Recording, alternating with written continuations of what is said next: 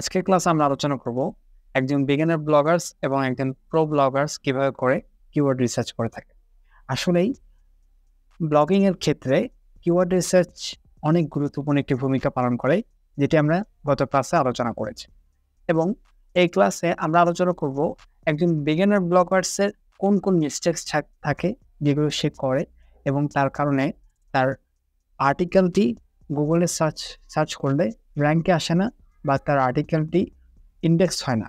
অপরদিকে pro Bloggers কী করে যার কারণে তার আর্টিকেলটি র্যাঙ্কে আসে এবং সে সবসময় র্যাঙ্কেই থাকে।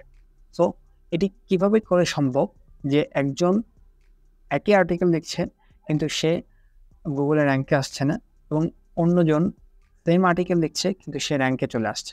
এটির মধ্যেই কিন্তু আমাদের কিওয়ার্ড রিসার্চটি অনেক বড় একটি গুরুত্বপূর্ণ ভূমিকা পালন করে। এবং এই কিওয়ার্ড রিসার্চের ক্ষেত্রে আপনাকে চতুর হতে হবে এবং আপনাকে অনেক ব্রেন খাটিয়ে এবং আপনার ক্রিয়েটিভিটি ইউজ করে আপনাকে ট্রাই করতে হবে কিওয়ার্ড রিসার্চ করার জন্য।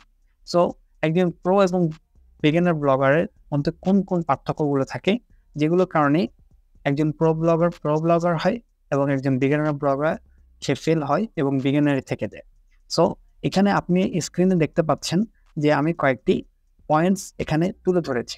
Keyword research with tools beginners এবং with Google pro bloggers. With tools beginners অর্থাৎ যারা বিগিনার রয়েছে তারা কিন্তু টুলসের উপর নির্ভর থাকে। যেমন কিওয়ার্ড রিসার্চের যতগুলো টুলস রয়েছে, গুগল কিওয়ার্ড প্ল্যানার, স্যামরাশ, এহরাফস, এরকম যতগুলো কিওয়ার্ড টুল আছে, কিওয়ার্ড রিসার্চ টুল আছে, সেগুলোর উপর তারা ডিপেন্ডেন্ট থাকে এবং তার কারণেই তারা বিগিনার। এখন বলবেন এটা তো সবাই ইউজ করে বা সবাই রিকমেন্ড করে, কিন্তু আমি কেন রিকমেন্ড করছি না বা আমি কেন বলছি এটা বিগিনাররা করে, এটাও আমি আপনাদেরকে সামনেই বলছি। এবং এর পাশে দেখতে পাচ্ছেন প্রো ব্লগার্সরা গুগলের হেল্প নেয়, অর্থাৎ গুগলের মাধ্যমে তারা তাদের কিওয়ার্ড রিসার্চটা করে থাকে। এটার মধ্যেই হচ্ছে পার্থক্য একজন প্রো ব্লগার এবং একজন বিগিনার ব্লগারের মধ্যে। সো নাম্বার ওয়ান যে পার্থক্যটি সেটা দেখতে পাচ্ছেন, একজন বিগিনাররা they show same data to everyone, অর্থাৎ যে বিগিনার ব্লগার রয়েছে সে টুলসে হেল্প নেয় এবং টুলস একটাই ডেটা বা একটাই রেজাল্ট সবাইকে শো করে। অর্থাৎ আপনি যখন একটি কিওয়ার্ড দিকে সার্চ করছেন, সেই কিওয়ার্ডটি যখন আমি লিখে সার্চ করছি, আপনাকে যে রেজাল্ট শো করেছে আমাকে সেম সেই রেজাল্টে শো করে। এবং অপরদিকে you can find unique and untouched keywords, অর্থাৎ গুগল কিন্তু প্রতিনিয়তই ইউনিক কিওয়ার্ড দেয় এবং আনটাচেড কিওয়ার্ড অর্থাৎ এমন এমন কিওয়ার্ড দেয় যেগুলো টুলসের কাছে অ্যাভেলেবেলই থাকে। এবং গুগল কিন্তু এক এক সময় যে কিওয়ার্ডের যে র্যাঙ্কিং বা যেই সার্চ ভলিউম রয়েছে সেটি শো করে। এবং নাম্বার টু যে ডিফারেন্স রয়েছে সেটা হচ্ছে দেয়ার ডাটা ইজ নট কারেক্ট, অর্থাৎ টুলসের উপর যদি আপনি ডিপেন্ডেন্ট থাকেন এবং টুলস যদি আপনি ইউজ করে থাকেন, তাহলে আপনাকে এই জিনিসটা মাথার মধ্যে গেঁথে ফেলতে হবে যে টুলস কিন্তু কখনোই কারেক্ট হয় না। এটি আমি কেন বলছি? টুলস গুগল থেকে ডাটা কালেক্ট করে এবং ডেটা কালেক্ট করে সেটি তার মতো করে কাস্টমাইজ করে বা তার মতো করে ফিল্টার করে সে মানুষকে শো করে। সো অনেক সময় তাদের কাছে কিন্তু যে ডাটাটা থাকে বা যেই ইনফরমেশনটা থাকে বা যে কিওয়ার্ডগুলো থাকে এবং তারা যে কেডি অর্থাৎ কিওয়ার্ড ডিফিকাল্টি বা সার্চ ভলিউম শো করে, এগুলো কিন্তু অনেক সময় কারেক্ট হয় না। যার কারণে তাদের কিওয়ার্ড যদি আপনি ইউজ করেন বা তাদের উপর ডিপেন্ড থেকে যদি আপনি কিওয়ার্ড ইউজ করেন, কিওয়ার্ড রিসার্চ করেন, তাহলে কিন্তু আপনি কিন্তু এতটা সাকসেস পাবেন না।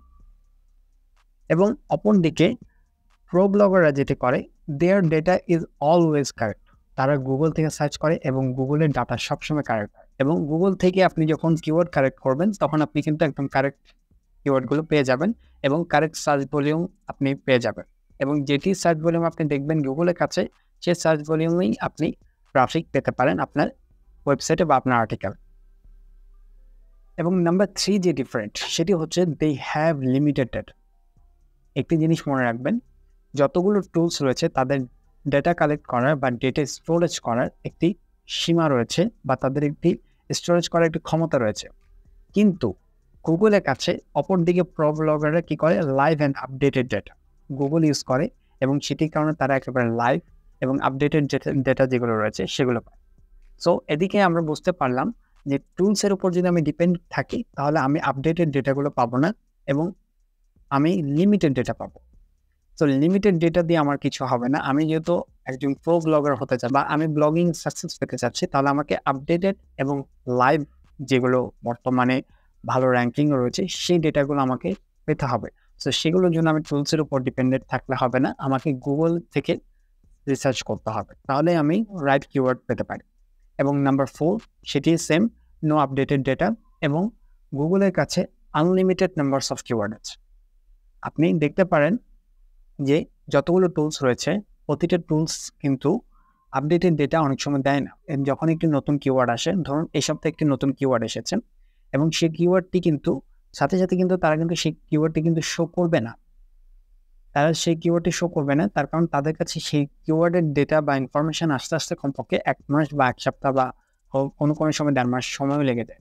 তো ততদিনে তো আপনি সেই যে অপরচুনিটি ছিল, কিওয়ার্ডটার মধ্যে কম্পিটিশন কম ছিল, আপনি র্যাঙ্কিং পেতে পারতেন, আপনি সেখানে র্যাঙ্ক হতে পারতেন বা সেই কিওয়ার্ডের উপর থেকে আপনি যদি কাজ করতেন তাহলে আপনি অনেকগুলো টপিক পেতে পারতেন, সেই সমস্ত বেনিফিট আপনি পেতে পারেন।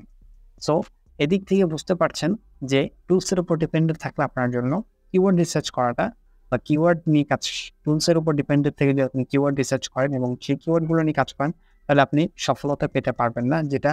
যার কারণেই প্রো ব্লগিং করে তারা তাদের গুগলও ইউজ করে, তারা তাদের ব্রেন ইউজ করে, ক্রিয়েটিভিটি ইউজ করে এবং তারা সব কিছুকে সমন্বয়ে রিসার্চ করে তারা কিওয়ার্ড ফাইন্ড আউট করে এবং সেই কিওয়ার্ডের উপর তারা কাজ করে এবং আলটিমেটলি তারা সাকসেস হয়।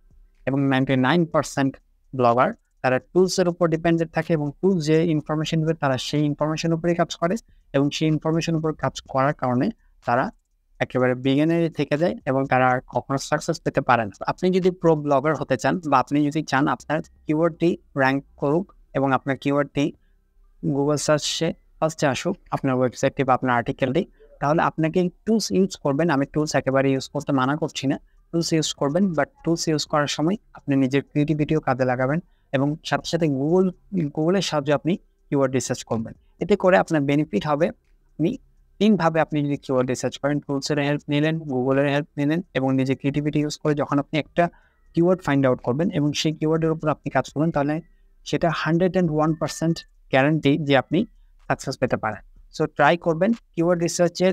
যদি ব্লগিং শুরু করে থাকেন বা ব্লগিং করছিলেন এতদিন থেকে বা ব্লগিং শুরু করবেন, তাহলে এটি সবসময় খেয়াল রাখবেন যে আপনি 3 ভাবে আপনার কিওয়ার্ড রিসার্চটি করবেন। আপনি নিজের ক্রিয়েটিভিটিও কাজে লাগাবেন এবং তার সাথে সাথে গুগলের হেল্প নেবেন, তার সাথে সাথে টুলসের হেল্প নেবেন এবং এই 3টার সমন্বয়ে যখন আপনি কিওয়ার্ড নিয়ে কাজ করবেন তখন আপনি প্রো ব্লগিং করতে পারবেন এবং আপনার আর্টিকেলটি গুগলে ফার্স্ট পেজে আসবে।